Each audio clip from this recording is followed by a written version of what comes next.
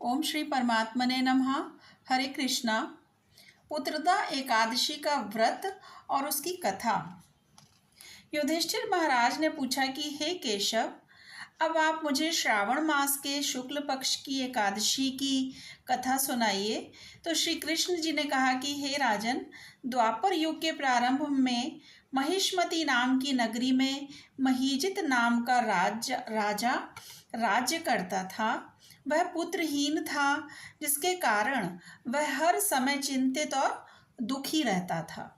उसे अपना राज्य दुखदाई प्रतीत होता था, क्योंकि बिना पुत्र के संसार में इस लोक और परलोक दोनों में सुख प्राप्त नहीं होता है। इधर पुत्र की चिंता थी, उधर राजा की वृद्धावस्था दिन ब दिन बढ़ रही थी।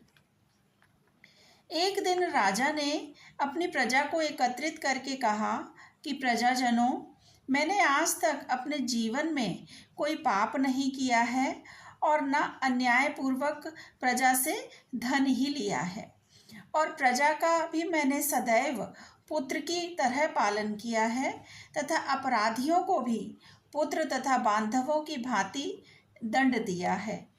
क्या कारण है कि इस प्रकार के धर्मयुक्त राज्य करने पर भी मैं महान दुख पा रहा हूँ? मेरी समझ में इसका कारण कुछ भी नहीं आ रहा है।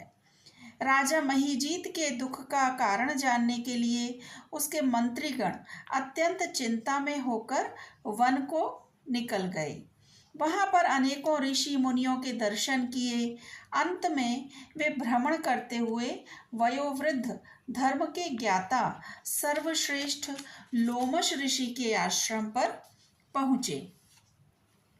मंत्रियों ने जाकर ऋषि को प्रणाम किया तथा हाथ जोड़ विनय पूर्वक मुनि से प्रार्थना करके पूछा कि हे देव, हमारे अहोभाग्य हैं कि जो हमें आपके दर्शन का लाभ मिला है। तो लोमश ऋषि ने कहा कि हे ब्राह्मणों, आपके सद्व्यवहार से मुझे अत्यंत प्रसन्नता हुई है। अब आप लोग अपने आने का कारण निसंकोच होकर मुझसे कहो। यह सुनकर सब लोग प्रसन्न हो बोले कि हे महर्षि, आप हमारे कार्य को तथा हमारी बातों को जानने में ब्रह्मा से भी अधिक समर्थ हैं, अतः आप हमारे संदेह को दूर करें। हम लोग महिष्मती नगरी के राजा महीजित के मंत्री हैं। हे मुनि, महीजित अत्यंत धर्मात्मा तथा प्रजा का पुत्र संपालन करने वाले तथा नीति निपुण है, किंतु फिर भी वह संतानहीन है, जिसके कारण वह अति दुखी रहते हैं। हे मुनि, हमारे राजा के संकट को दूर करने का कोई सरल उपाय बतलाइए। प्रजाजनों की बात सुनकर ऋषि ने कुछ क्षण के लिए नेत्र बंद करके राजा के पूर्व जन्मों का विचार किया। विचार करने के पश्चात ऋषि बोले, हे ब्राह्मणों, यह नृप पूर्व जन्म में अत्यंत निर्धन तथा बुरे कर्म करने वाला था तथा लगातार वह एक गांव से दूसरे गांव में घूमा करता था। वह 2 दिन का भूखा था कि तब ज्येष्ठ मास के शुक्ल पक्ष की एकादशी का दिन था। उस दिन वह एक जलाशय पर जल पीने के लिए गया। उसी स्थान पर एक गाय, जो उसी समय की ब्याही हुई थी, जल पी रही थी। इस राजा ने उस गाय को अधप्यासी ही हटा दिया और स्वयं जल पीने लगा। हे ब्राह्मणों, इसी कारण इस राजा को यह दुख भोगना पड़ रहा है तथा एकादशी के दिन भूखा रहने के कारण से यह राजा हुआ है, और गौ को प्यासी हटाने के कारण से इसको यह संतान न होने का कष्ट भोगना पड़ रहा है।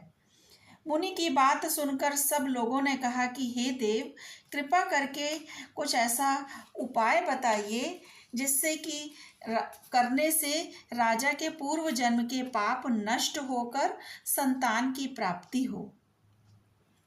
ब्राह्मणों के वचन को सुनकर लोमश ऋषि बोले कि हे ब्राह्मणों, यदि श्रावण मास के शुक्ल पक्ष की पुत्रदा एकादशी को राजा सहित तुम सब व्रत कर रात को जागरण करो और व्रत के फल को राजा के लिए संकल्प कर दो, तो राजा के अवश्य ही पुत्र उत्पन्न होगा और इसमें तुम सबके तथा राजा के समस्त दुख नष्ट हो जाएंगे। महर्षि लोमश के वचन को मानकर मंत्रीगण अपने नगर को वापस आए और उन सब ने श्रावण की शुक्ल पक्ष की पुत्रदा एकादशी को लोमश ऋषि के बताए अनुसार विधि पूर्वक व्रत को करके उसके पुण्य का फल राजा को संकल्प कर दिया, जिसके पुण्य के प्रभाव से रानी ने गर्भ धारण करके 9 महीने के पश्चात एक सुंदर पुत्र रत्न को जन्म दिया। तो हे राजन, इसीलिए इस एकादशी का नाम पुत्रदा एकादशी हुआ। जो मनुष्य पुत्र की प्राप्ति करना चाहते हैं उन्हें इस पुत्रदा एकादशी का व्रत करके पुत्र लाभ उठाना चाहिए। हरे कृष्णा। श्री कृष्ण अर्पणम अस्तु।